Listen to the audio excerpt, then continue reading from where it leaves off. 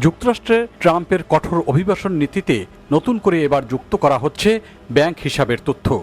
নতুন নির্দেশনার মাধ্যমে দেশটির ব্যাংকগুলোকে সন্দেহজনক গ্রাহকদের তথ্য আরও দ্রুত এবং বিস্তৃতভাবে একে অপরের সঙ্গে ভাগাভাগি করার সুযোগ দেওয়া হয়েছে।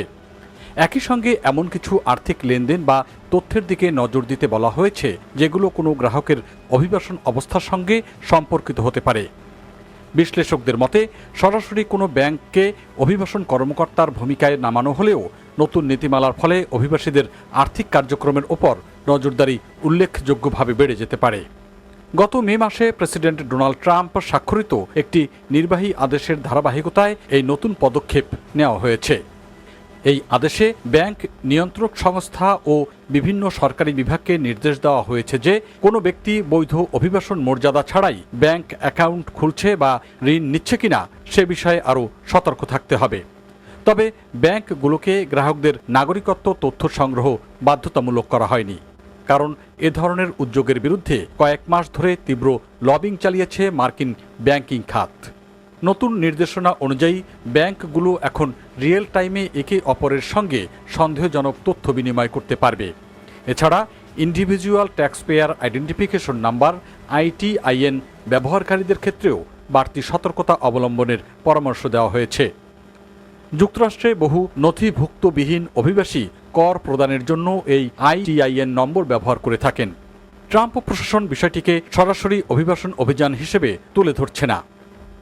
হোয়াইট হাউসের ভাষ্য, এটি মূলত জালিয়াতি ও আর্থিক ঝুঁকি মোকাবিলারই অংশ।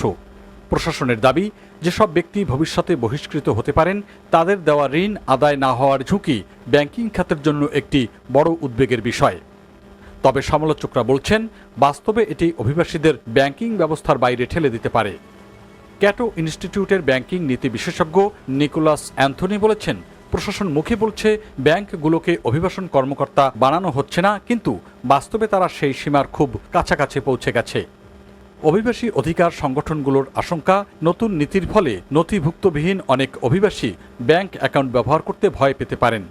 এতে যুক্তরাষ্ট্রে আনব্যাংকড বা ব্যাংকবিহীন মানুষের সংখ্যা বাড়তে পারে। নগদ অর্থের উপর নির্ভরশীলতা বাড়লে অপরাধ, চুরি এবং অর্থনৈতিক ঝুঁকিও বৃদ্ধি পেতে পারে বলে মনে করছেন তারা। এর আগে ট্রাম্প প্রশাসন কিছু কর সুবিধাকে ফেডারেল পাবলিক বেনিফিট হিসেবে পুনঃশ্রেণীবদ্ধ করে নির্দিষ্ট অভিবাসীদের জন্য সেগুলোর সুযোগ সীমিত রাখার পদক্ষেপ নিয়েছিল। একই সময়ে ICE এর জন্য $70 বিলিয়ন নতুন অর্থায়ন অনুমোদন করেছে কংগ্রেস। CBS নিউজ ও নিউ ইয়র্ক টাইমসের বিশ্লেষণে বলা হয়েছে, এসব পদক্ষেপ ট্রাম্প প্রশাসনের বৃহৎ অভিবাসন নিয়ন্ত্রণ পরিকল্পনাকে আরও শক্তিশালী করে তুলবে।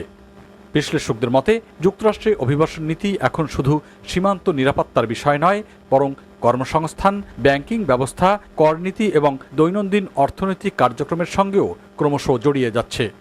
ফলে বৈধ ও অবৈধ উভয় ধরনের অভিবাসী সম্প্রদায়ের মধ্যেই নতুন করে তৈরি হয়েছে গভীর উদ্বেগ।